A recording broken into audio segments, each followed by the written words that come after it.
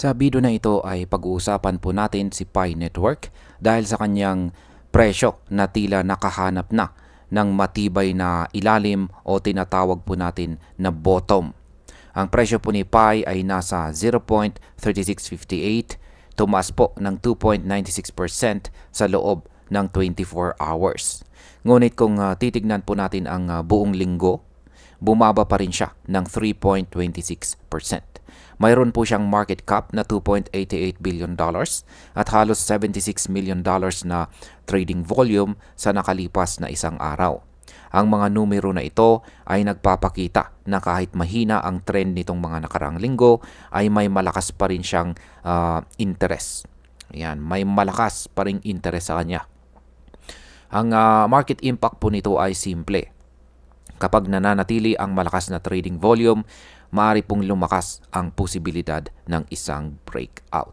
Kaya yan po ang siyang ating pag-uusapan sa video na ito. Pero bago po tayo magpatuloy, ay pakibasa na lamang po muna ang disclaimer dito po sa ibaba ng ating screen. At ang source po ng ating balita ngayon ay ang CoinDo. Yan. Ngayon ay ano po ba ang ibig sabihin ng descending channel na hawak ni Pi? Yan, tignan po natin yung kanyang chart. Ayan.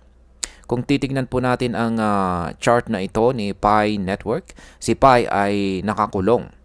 Ayan, sa isang malinaw na descending channel. Ibig sabihin ay gumagawa po siya ng mas mababang highs at mas mababang lows. Sa madaling salita, pababa po ang kanyang galaw sa mga nakaraang panahon. Pero ngayon, nagsisimula na po siyang mag-consolidate sa isang flat support habang ang kanyang descending resistance ay patuloy na nagko-compress sa kanyang range. Kapag nangyari po ang ganitong setup, madalas itong senyales na malapit na ang isang malakas na galaw. Kung mababasag po ni Pi ang upper trend line ng channel, maaring magkaroon po ng biglaang bullish reaction. Ito ay dahil mapipilitang mag-cut loss ang mga sellers at pumasok naman ang mga buyers ng agresibo. Kaya sa market impact, kung mag-breakout po siya, aasahan po natin ang mabilis na pag-akyat ng presyo dahil sa takbuhan ng mga traders papasok sa kanilang mga position. Ngayon ay may mga palatandaan ba na si Pi ay bumubuo ng bottom? Ang kasagutan po sa katanungan na yan ay syempre oo. At malinaw ito sa tatlong mga bagay. Una, ang presyo po ni Pi ay nananatili sa ibabaw ng isang mahalagang support zone kahit ilang beses na po itong na-test. Ibig sabihin ay matibay po ang interest ng buyers dito. Pangalawa, ang short-term candles ay gumagawa na ng mas mataas na lows. Kahit maliit po ang sinyalis na ito, ay mahalaga dahil nagpapakita po ito ng unti-unting pagbabalik ng buying strength. Yan, or lumalakas na puwersa ng mga buyers. Ang pangatlo, ang volume po ay nananatiling malusog. Kahit nasa downtrend, hindi po nawawala ang interest ng market. Ang tatlong senyalis na ito ay nagbubukas ng posibilidad ng market ay bumubuo na ng base para sa susunod na reversal. Yan, bumubuo ng foundation. Kung totoo po ito, maaaring magbigay ito ng malakas na kumpiyansa sa mga traders na pumasok po muli kay Pi. Ngayon ay ano naman po ang mga breakout levels na dapat po nating bantayan?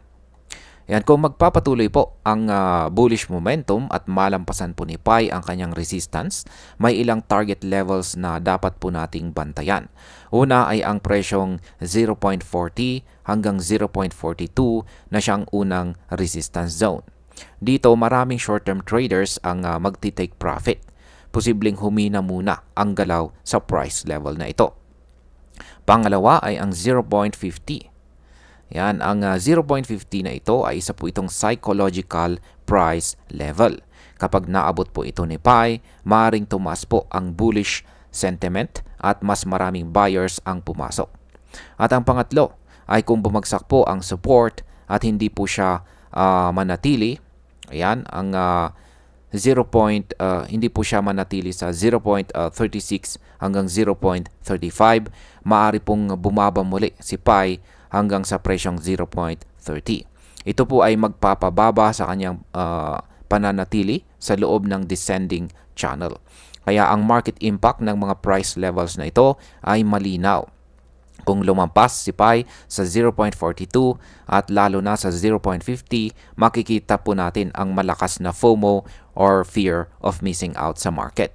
Pero kung bumagsak naman po siya sa 0.30, maaari pong mawala ang interest ng ilang mga investors ng pansamantala.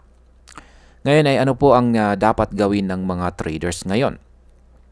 Para po sa mga traders, ang pinakamahalagang bantayan po natin ay kung makakaya bang basagin ni Pi ang resistance trendline. Kung may breakout at sinabayan ito ng malakas na volume, posible itong maging hudyat ng pagtatapos ng matagal na downtrend. Ngunit kung hindi po niya ma-hold ang kanyang kasalukuyang support, dapat maghanda po tayo para sa mas mababang presyo bago po muling magkaroon ng recovery. Sa madaling salita, hindi pa malinaw kung alin ang mangyayari. Ang market ay tila nasa waiting mode. Naghihintay ng confirmation or kumpirmadong galaw mula kay Pi bago sumunod ang karamihan ng mga traders or investors. Ano naman po ang mga posibleng scenario para kay Picoin? Yan, meron po tayong tatlo na kaso or scenario na tinitingnan natin sa market ngayon. Una ay ang bullish scenario. Kapag nag-breakout po si Pi at nagpatuloy ang kanyang momentum, maaari po siyang mabilis na tumaas or umakyat papuntang 0.50. At kung tuloy-tuloy po ang volume, posibleng ma-extend pa ito ng hanggang 0.65. Pangalawa ay ang bearish scenario. Kapag bumagsak po ang support sa 0.36 hanggang 0.35, babalik siya sa 0.30 at ang mas malala ay baka mas mababa pa. Sa ganitong sitwasyon, masusubok po ang pasensya ng mga investors bago pa magkaroon ng totoong recovery. Ang pangatlo ay ang base case scenario. Pinakamalamang ay mag-consolidate si Pi sa loob ng 0.34 hanggang 0.42 sa short term. Dito po siya mag-iipon ng lakas bago gumawa ng malaking breakout na magdidesisyon kung bullish ba o bearish ang susunod na trend. Kaya ang impact po ng tatlong scenario na ito sa market ay malaki. Kung bullish, posibleng dumami ang bagong investors na papasok. Kung bearish naman, maring umatras ang ilan at maghintay muna. At kung base case, mananatiling tahimik ang market habang nagbabantay. At bilang panghuli, para sa akin ay nasa critical na yugto ngayon itong si Pi Network. Ang kanyang presyo ay nasa gilid ng isang malaking pagbabago. Ang mga senyales ng bottom formation ay nagbibigay ng pag-asa sa mga bulls, ngunit hindi pa ito kumpirmado. Kung mag-breakout po siya pataas, posibleng makita natin ang mabilis na rally at panibagong buhay ng Pi community. Ngunit kung bumagsak po siya sa kanyang support, hahaba pa ang paghihintay ng mga investors bago po tayo makakita ng malinaw na pag-akyat. Kaya sa aking pananaw, ang pinakamagandang gawin po natin ay obserbahan muna ang galaw ni Pi at maghintay ng kumpirmasyon bago pumasok sa malaking posisyon.